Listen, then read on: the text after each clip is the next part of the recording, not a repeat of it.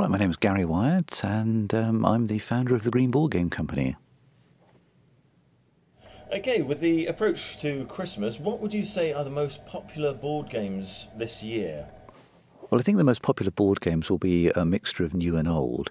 There'll be new ones like our BrainBox Games, are very, very popular, always at the top of the Amazon best-selling lists. But also some of the old favourites will be way up there as well. You'll have the Monopolies, your Scrabbles, your Cluedos, excellent games that have been around for many, many years. What was your main inspiration to create the Green Board Game Company? Well, the inspiration was twofold.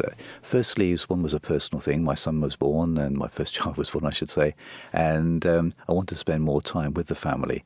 But it's all very well having time, but you've also got to have a product, and my inspiration was a long traffic jam on the M25 and getting very, very bored and making words out of letters on number plates.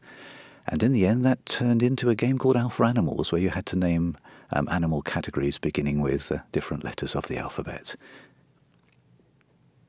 So how hard is it to transform your idea into an actual product?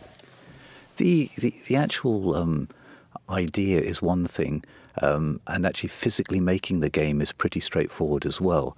But the big deal here is taking the idea and making it into a workable game. So here it's all about research. So we made up 12 samples of Alpha Animals, for example, and we gave them out to neighbours who are not particularly close friends, but they just happened to live close to us, and we gave them a questionnaire, and based on the feedback from those questionnaires, we actually changed a few or tweaked a few things in the games themselves. So that's very, very important, in my view, is getting the right product, and the actual making of it is a procurement exercise where if you've got a board game, you need a board. If it's going to be in a box, you need to buy a box, and there are lots of people who are able to do those for you, and you have great suppliers both in the UK and overseas who can help you do that. Are board games still as popular as they used to be? I think they are. I think board games will be here forever. Now, clearly there's lots of other ways of spending time. There's games on the internet, or there's lots of apps on your mobile phone. But board games, especially good board games, traditional board games that family groups or social groups can play together, I don't think they'll ever go out of style, and they are very, very popular this year. You only have to look. I'll give you a great example. If you go onto Amazon again and look at toys and games, that includes everything, you'll still find board games very much at the top of the bestseller list, especially this time of year. So how does the company help protect the environment, being called the Green Board Game Company? Yeah, great question. Well, we started in 1991, and we were very much of the opinion that we had to try and do something if we possibly could. So the way we did that was we made all of our products out of recycled and recyclable materials. But even more important than that, we made them in the UK. And making things in the UK means you don't have a big carbon footprint.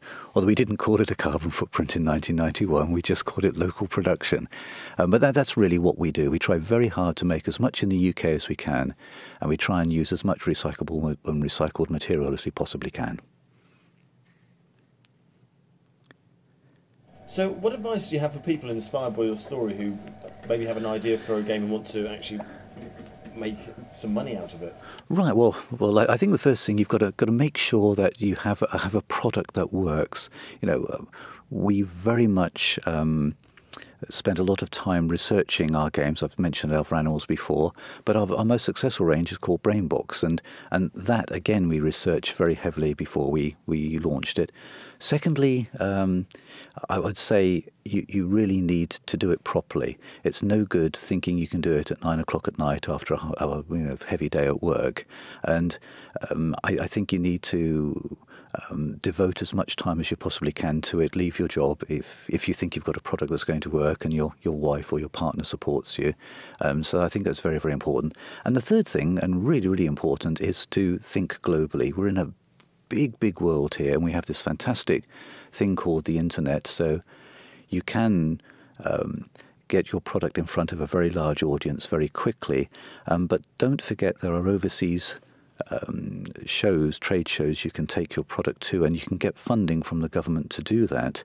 And try and look for local distribution partners or licensing your game. That's exactly what we did with our games. So our BrainBox Games, for example, were in 25 countries in 25 different languages with 25 different distributors. And we've only done that by going to overseas fairs and having these distributors approach us and us approaching distributors. And I think that's very, very important. So it's really three strands of advice I would offer. And finally, if people want more information, where can they go? Right, well, we've got a really good website which also has a little inventors page as well, so we give you some facts and things that you could possibly help you, and that's all the W's, greenboardgames.com. Thank you very much for coming in. Thank you.